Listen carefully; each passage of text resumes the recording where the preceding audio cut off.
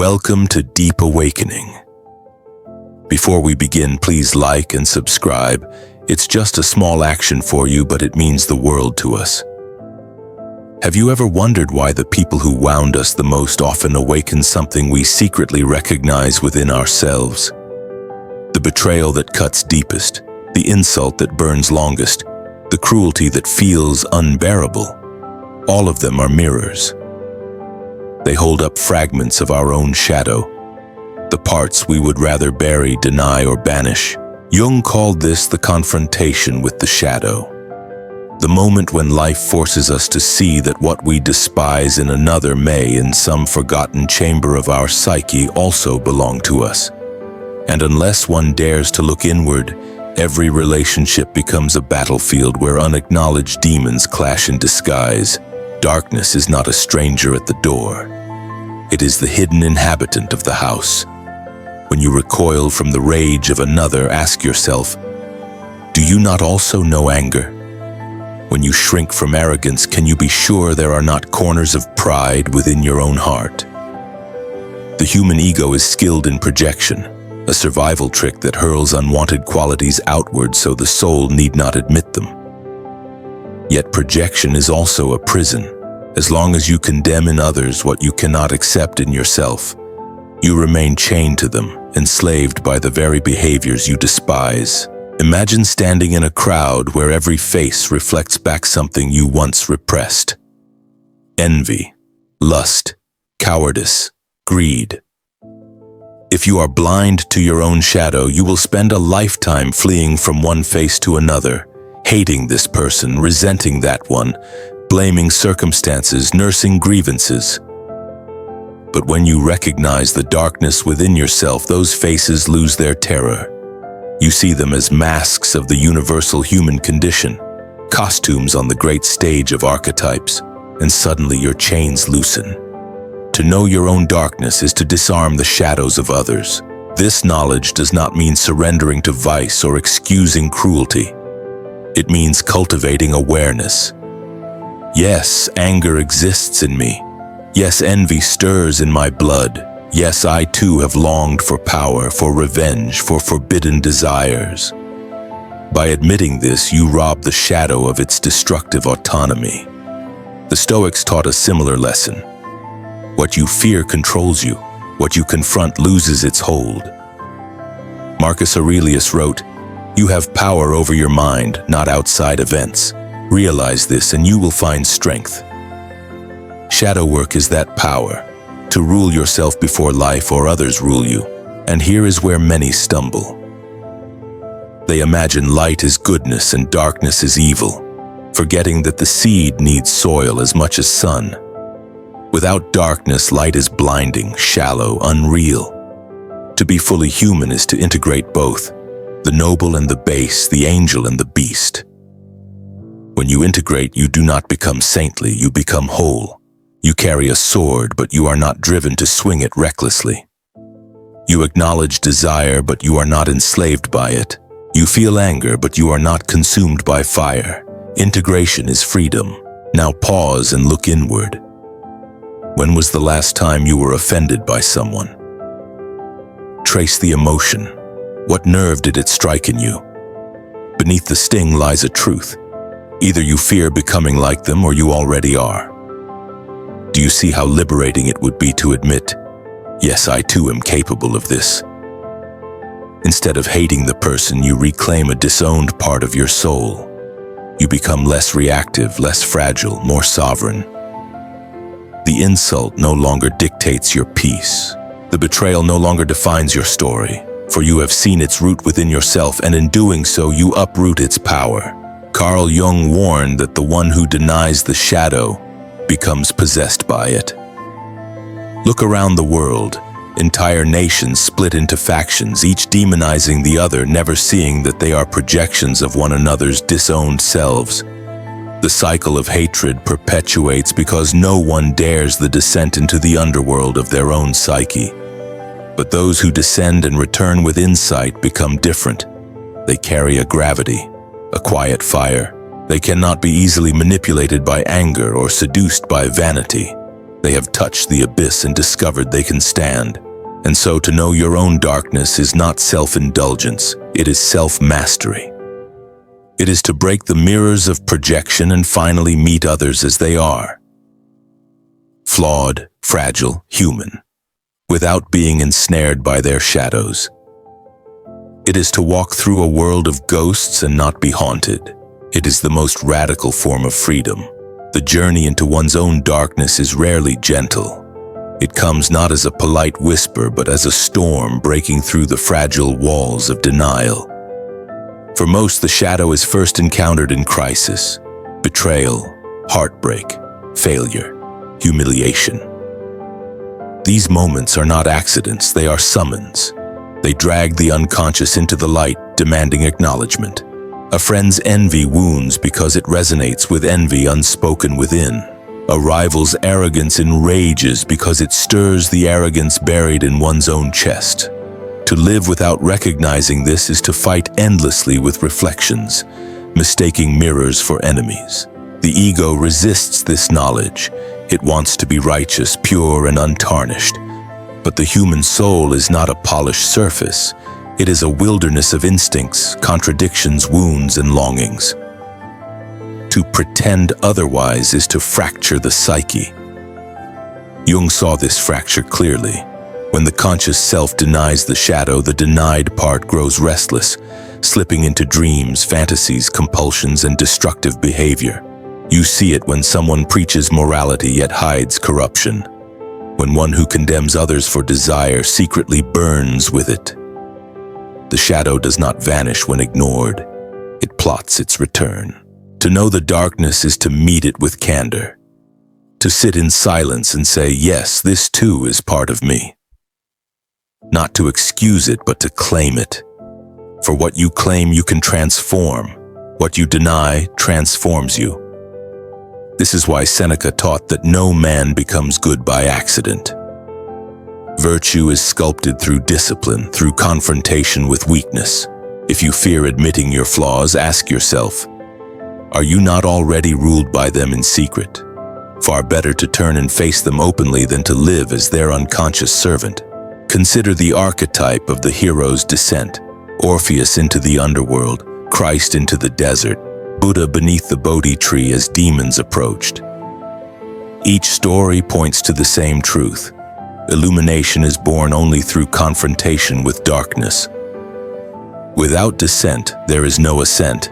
Without recognition of what is base, there is no genuine virtue. Light that has never touched the shadows is fragile, brittle, naive. But light that has descended and returned is resilient, steady, unshakable. What does this mean in your daily life? It means that when anger rises, instead of projecting it outward onto a target, you can witness it, feel it, name it, recognize its origin. Perhaps it is not this moment alone, but decades of accumulated silence, small betrayals, forgotten wounds. To see it clearly is to take back authority over it. When jealousy burns, instead of condemning the other, you may ask, what part of me feels unworthy? When arrogance tempts, you may ask, what wound is it protecting? Each question becomes a lantern held to the shadow, revealing its contours. And as the Stoics taught, nothing unveiled is as fearsome as what is hidden. But beware, the shadow resists exposure.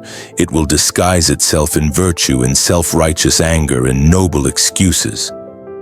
It will tell you, I am not like them. I am better. This is the greatest illusion, the belief that your darkness is someone else's problem. Yet once you pierce this veil, you begin to notice something remarkable. Compassion. You see in others the same struggle you fight within. Their cruelty no longer shocks you, it saddens you. Their arrogance no longer provokes envy, it reveals their fear. The recognition of your own darkness softens judgment, not with weakness but with wisdom. And so relationships transform. The colleague who mocks you becomes less of a tormentor and more of a mirror. The partner who wounds you teaches you where your scars remain unhealed. Even enemies become guides, showing you which parts of yourself still demand integration. Does this mean tolerating abuse or submitting to injustice? No. To know your own darkness is not to let others harm you. It is to prevent their harm from dictating your spirit. It is to fight if necessary, but without hatred consuming your soul. It is to walk away, not in bitterness, but in sovereignty. Slowly, through this labor, individuation emerges, the process Jung described as the making of a whole human being. Individuation is not about perfection, it is about integration. To weave light and dark into a single fabric of being. To stand as a creature who has tasted envy and compassion, rage and serenity, lust and love, and who does not deny any of them but holds them in balance. Such a person cannot be easily deceived, for they know the tricks of the psyche. They cannot be easily broken, for they have walked through their own ruins, and they cannot be easily conquered, for they have befriended their own shadows. There comes a moment in the descent when fear begins to dissolve, not because the shadows have disappeared, but because their voice is no longer foreign. The once terrifying specter of rage, envy, greed, or lust becomes recognizable. You look into its eyes and see your own reflection, and in that recognition a strange power awakens. The darkness no longer stalks you from behind. It stands before you unmasked, awaiting your acknowledgement. This is the turning point where integration begins, not as a lofty idea but as lived experience. The ancient philosophers understood this. Epictetus warned that no man is free who is not master of himself. How many people imagine themselves free while being dragged mercilessly by unseen impulses? The shadow unchecked is a tyrant, whispering cravings, stirring hatreds, breeding compulsions. You see it in the addict who knows the poison will destroy him but cannot stop reaching. You see it in the lover who repeats the same toxic pattern, though every wound cries out against it. Until you confront your darkness, you are not choosing. You are being chosen by forces you refuse to name. But to claim the shadow is to enter into dialogue with it, to ask, what do you want? Why are you here? And often, beneath its grotesque appearance, you find something human. Anger may cloak a deep longing for justice. Lust may mask a hunger for connection. Envy may reveal unacknowledged potential. The shadow is crude energy, wild and untamed but not purposeless. When ignored, it destroys. When understood, it becomes fuel. To integrate the shadow is to refine raw chaos into strength, discipline, creativity. Picture the warrior archetype. Unacknowledged, he becomes violent, destructive, enslaved by bloodlust. But integrated, he becomes protector, leader, anchor of courage. Picture the lover. Denied, he degenerates into obsession and possession. Accepted and purified, he becomes tender, generative, a wellspring of devotion. Every archetype holds both poison and medicine. Which it becomes depends on whether the individual dares to look within. You may ask, is it not dangerous to admit the shadow? Does it not give power to darkness? No, it is denial that empowers it. Those who claim to be without shadow are the most controlled by it. History shows us this repeatedly. Tyrants who preached virtue while drowning in corruption. Zealots who proclaimed purity while hiding depravity. The greater the denial, the greater the eventual eruption. But those who integrate stand differently. They are not perfect, but they are whole. They are not without fault, but they are honest. And honesty is a fortress stronger than any mask. This is why Jung declared that one does not become enlightened by imagining figures of light, but by making the darkness conscious. Enlightenment is not escape. It is not floating above pain, above desire, above conflict. It is going through them and out the other side with eyes wide open. The enlightened are not those who have transcended humanity. They are those who have fully embraced it. They have descended into the mud and found the lotus root that feeds the flower. In daily life, this means when you encounter another's darkness, you do not rush to condemn, nor to mirror it back unconsciously. Instead, you pause. You see their anger and you recognize the echo of your own.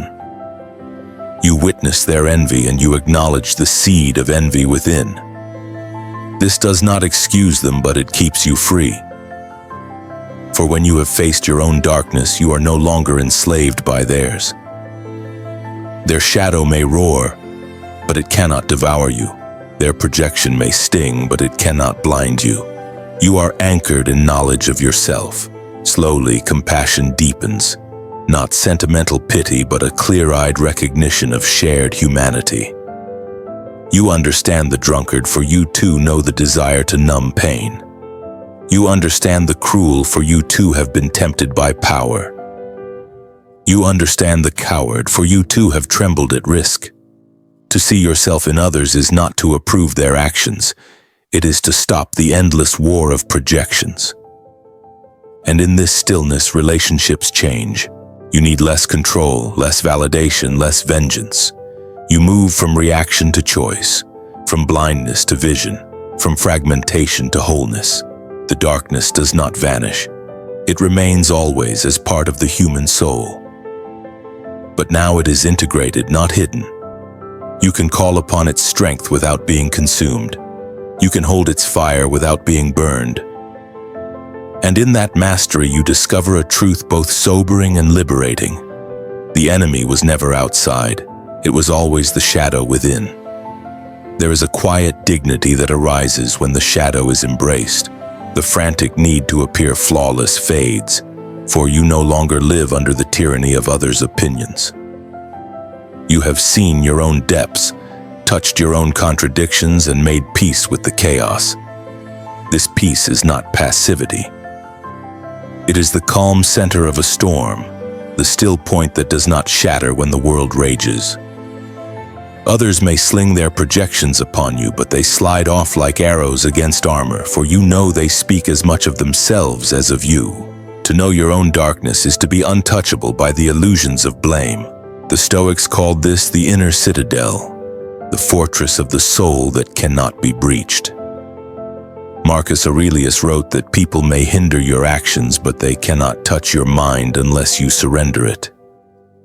The Jungian path to individuation reveals the same citadel, but through different gates. By descending into the caves of your psyche, finding the wild beasts that lurk there and taming them. Each integration strengthens the walls until your center is unassailable. You may feel pain, yes. You may grieve, yes. But you are no longer shattered by another's darkness. You stand in your own.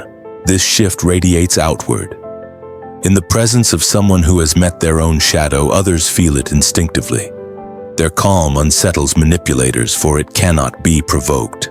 Their honesty disarms pretenders, for it admits fault without shame. Their compassion humbles the proud, for it comes not from weakness but from having walked the same inner battlefields. Such a person does not need to dominate.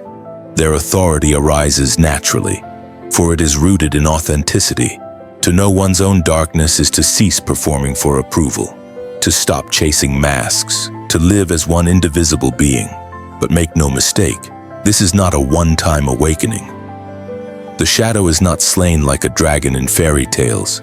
It is befriended, invited to walk alongside. Again and again, new layers emerge, in love, in work, in aging, in loss.